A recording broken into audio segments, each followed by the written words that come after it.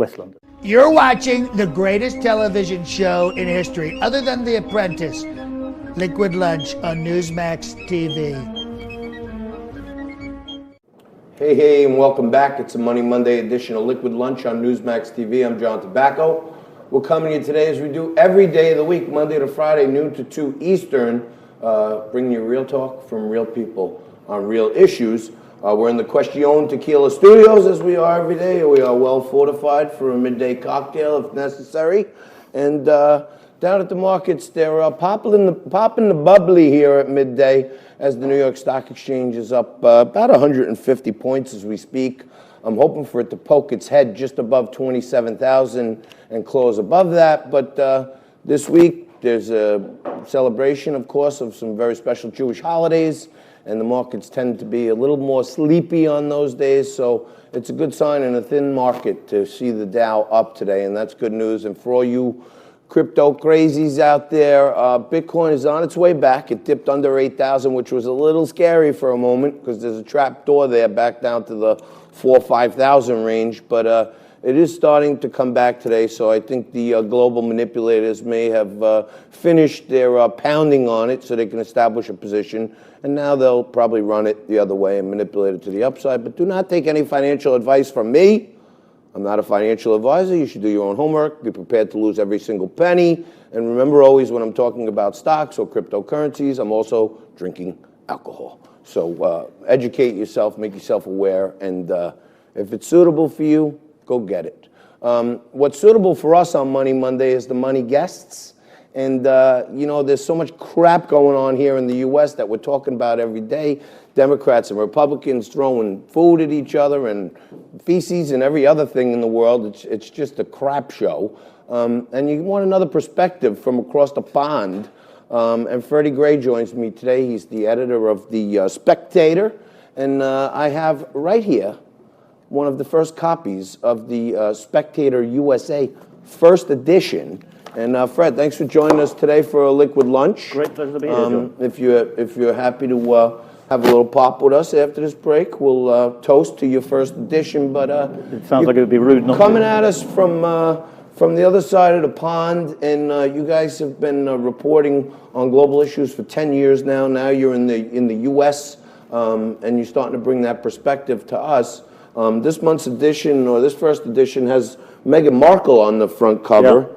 And it's talking about why Britain has soured on Meghan Markle. I thought she was the princess du jour just a few months ago. Well, I think most Brits are pretty fair-minded, and when Prince Harry and her got engaged, they were quite excited. I mean, the fact that she was mixed race was great. You know, the monarchy is modernizing. That's a good thing. But then she's turned out to be a kind of PR disaster for the royals. And she is, as we say in that piece, she's the princess of woke.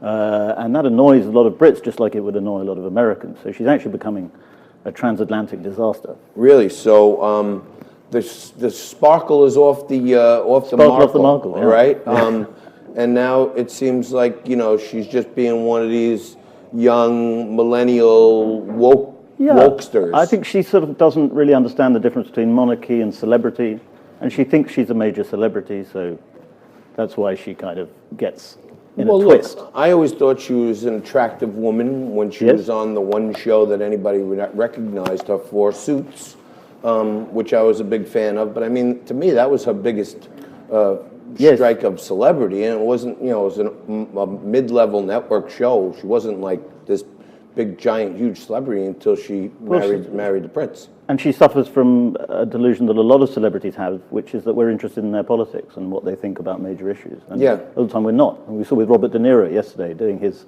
swearing about Donald Trump routine. The guy's a joke. It's pathetic. And it's sad for me because I always thought De Niro was great. Me too. I mean, how do you think I feel? I'm an Italian kid from Staten Island. Robert De Niro is like a legend in the Italian community. Well, he is in Britain too. You know what I mean? Yeah. Yeah. And like, even though you know he's not the characters, like you love him for the way he played those characters. Yeah. And now I can't stand to look at him at all. It's like he always believed he was that really tough guy. That's right. Yeah. And meantime, he's not. No. He's really not. Because he doesn't do anything with his celebrity to try to build a movement that's positive. Yeah. All he does is go on TV and use his celebrity status to make a jerk of himself. Yeah. I'm on TV every day drinking alcohol. If I wanted to blurt out a curse here and there, I'd have an excuse. He knows what he's doing. He's a trained professional. Yeah. To He's do got a this to the film out. networks, you're making a mockery of the network, aren't you? It was a pathetic attention stunt. That's what I'm saying. Does Robert De Niro really need that much attention right now that he has to go on a low-rated show and curse to bring celebrity to him making fun of the president? It's tragic, but Trump has made a tragedy of a lot of people. That's right. And I want to get your perspective, because every week it's inquiry, impeachment, and any way they could try to get to him.